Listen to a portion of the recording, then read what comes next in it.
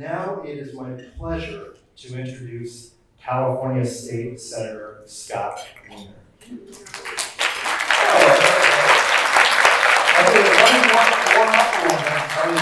About our state senator. So he was elected in November 2016. Senator Wiener represents District 11, that includes all of San Francisco, Broadmoor, Colwyn, Daly City, and portions of South San Francisco. Senator Wiener has offered 65 bills. Is that right, Senator? 65 bills that were signed into law. That's why I asked. It's not just him writing bills. 65 bills signed into law. Wow. Among them, SB 855, which makes California the national leader in mental health and addiction treatment access. Now, most recently, Health Right 360 worked with Senator Wiener on SB 57, which would have created overdose prevention sites in LA, Oakland, and San Francisco. As many of you know, it was unfortunately vetoed, but with Senator Wiener's leadership and deep commitment to Health Right 360, deep commitment to those most underserved in our community, we know that things will get better and will improve. So with that, I want to welcome to our stage. We're so grateful to have you here today, the Honorable Scott Wiener.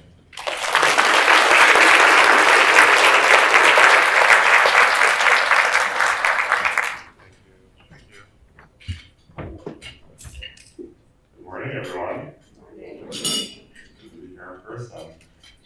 I want to also acknowledge our supervisors and attorney for being here, so thank you. So when I was thinking about what to say this morning, I think the most important thing I can say to Health Right 360 and all of the staff and the board members and the donors and everyone else who makes this organization run is thank you.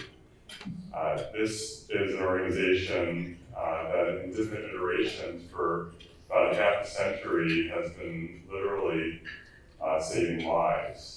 And so those of us in the policymaker level, we play an important role, set the structures up, provide the resources, try to legalize things when we can, except when they're vetoed. And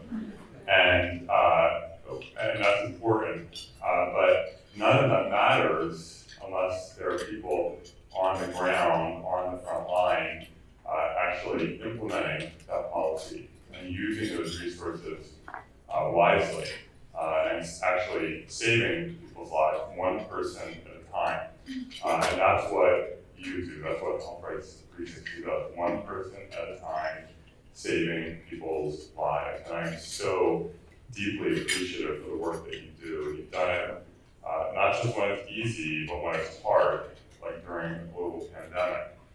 When people still needed help, people still needed support, people still needed health care, people were still, just because COVID-19 arrived doesn't mean that addiction went out the door, or that mental health challenges went out the door, or that other health problems went out the door. They were still around in their full glory, and you were still there during those hardest of times, trying to help people get healthy, stay healthy, and most importantly, stay alive. So from the bottom of my heart, thank you so much for the work that you have done and that you continue to do.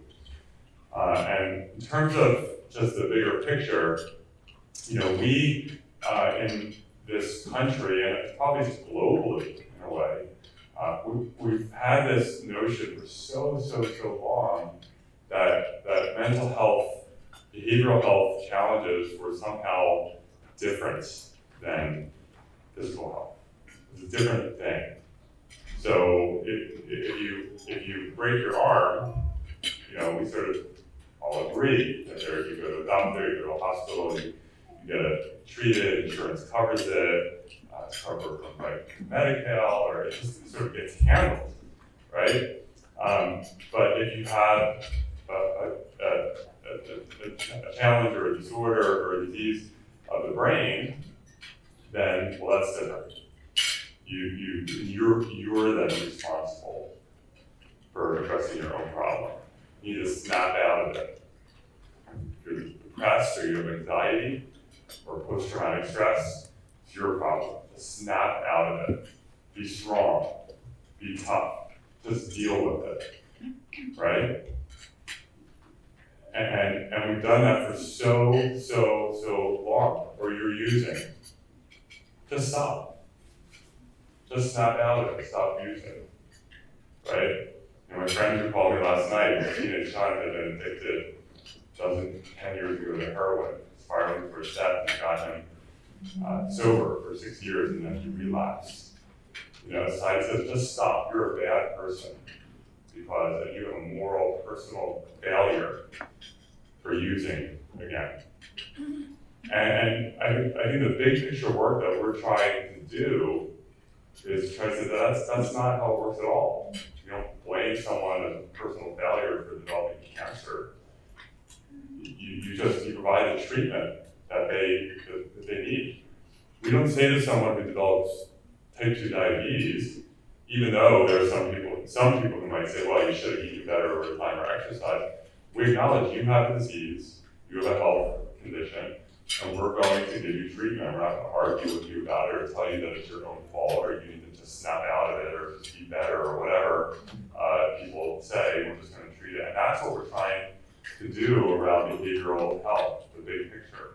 And that's why, and you just heard about some legislation that we've pushed forward doing hand-in-hand combat for years with the health insurance industry to say you need to cover these damn needs. These are health needs. You need to provide insurance coverage for them, whether it's someone's post-traumatic stress disorder, or depression, whether it's substance use disorder. You have to cover them, and you can't say, well, it's not serious enough yet. Come see us when you're in a psych emergency room. Then we'll provide coverage for a month until we get you stabilized and released, and then we're going to stop providing coverage. And we've been winning those fights with the insurance industry because the folks that you see at HealthRight who are often truly in crisis and on the streets, we want to get to people before they're on the streets, while they still have stability in their lives, right? When people still have jobs and homes and are still with their family. We don't want to create wave after wave of people who are in crisis, and that's what we've done by not providing early intervention and prevention of behavioral health services to someone who's exhibiting early indications, and particularly our young people, because we know that overwhelmingly behavioral health disorders, behavioral health challenges develop during teenage and college age years.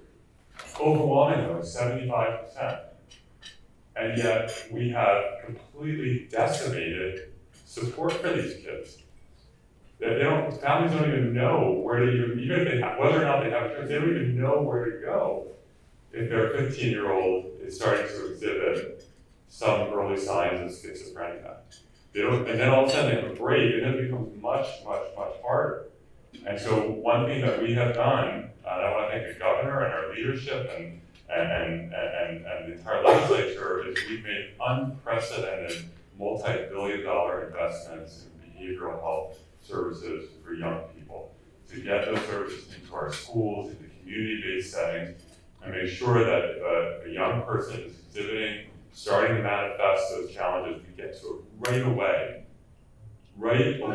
and get them back on track quickly. And so we're doing this work, and we're making real progress, and I'm really proud of that work.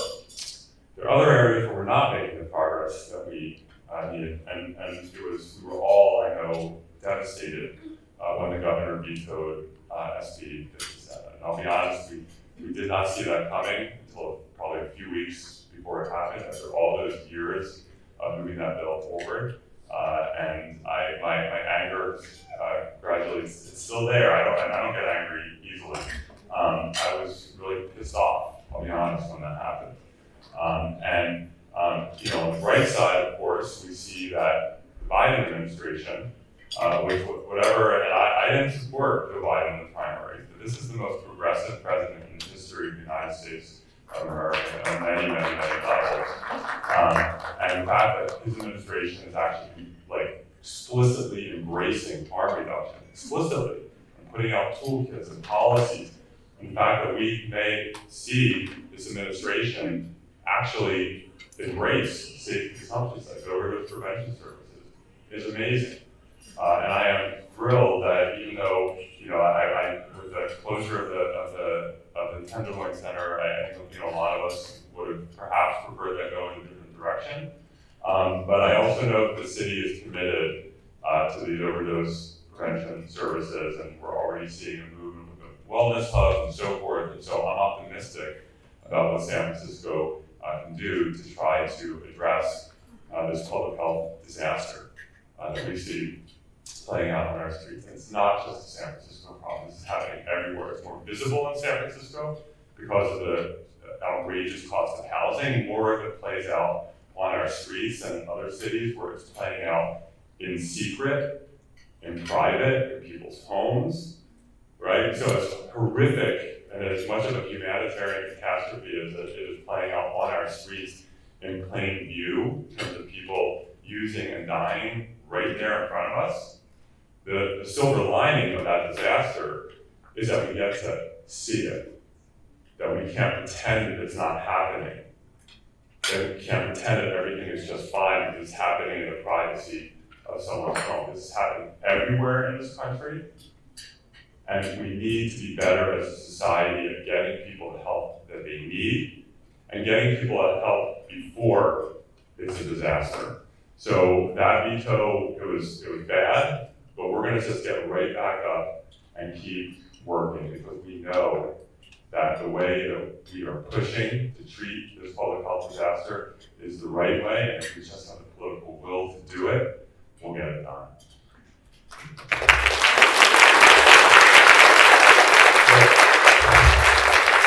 The last thing I wanted to say is sort of transcending this specific issue of behavioral health and harm reduction is the toxic political environment that we see in this country right now. I've obviously experienced it. I know that other elected officials in our city have experienced the threats and the attacks and so forth. We see it across the country. We saw it play out in Speaker Pelosi's home with just a vicious attack on Paul Pelosi. And I was so thrilled to see him at the Met with his beautiful fedora on. And not only is it great that it's great in terms of his own health and recovery, but basically flipping a gigantic freaking bird to all of those right-wingers with all their conspiracy theories and attacks on him, and I thought it was just amazing. And I know that Health Rate 360 has been at the receiving end of that right-wing massive network in terms of they come physically to your sites to video and to try to show whatever it is that they want to show. And I know my friend Karen McCoy has been targeted in very, very vicious ways online. And what I say when people talk to me, like, how do you go on when people are trying to bomb your house and decapitate you and all the other things that they say? All that I can think of, the way that I get through it, is I just think of the people, particularly the young people, but the people whose lives are better because of the work that we do. When I think of those trans kids around the country who have to watch high-ranking elected officials around the country disparage their very existence and put their parents in prison because of who they are, you wonder why so many of these kids attempt suicide. I just think of the lives that are being saved through the work we're doing here in California. And Health Rate 360 can do the same. Whatever's happening, all the attacks, just to always stay focused. There are lives, people who are alive today who wouldn't be alive absent your work, and that's how we all get through it. So thank you for what you do.